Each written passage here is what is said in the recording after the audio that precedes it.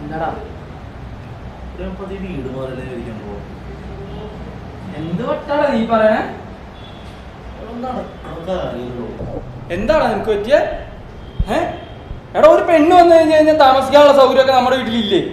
പുകയില്ലാത്ത അടുപ്പ്, washing machine. എന്താടാ നിനക്കെന്നെ മുറിയാണോ? എടുത്തോടാ, ഇതൊക്കെ ആരോടെങ്കിലും ചോദിക്കേണ്ട കാര്യമുണ്ടോ?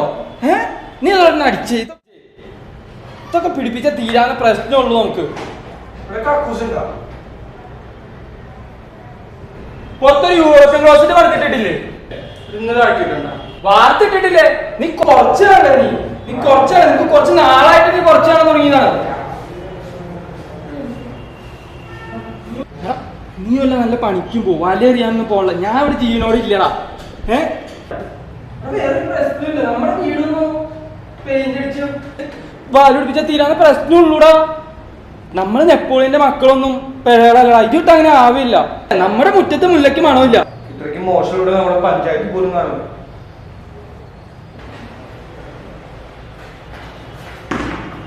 വേണമെങ്കിൽ പോയിട്ടോ, കൊറേ നേരെ കിടക്കാൻ നോക്കി. നമ്മുടെ അമ്മ പോയതാണ് ഈ വീടിന്റെ ശാപം. അയ്യോ, എങ്ങനെ? എടാ നിന്നൊക്കെ കാണാതിരിക്കാൻ വേണ്ടിയാണ് അവര് നേരത്തെ പോയത്. നിങ്ങൾ കാരണം അതെല്ലാവർക്കും അറിയാം.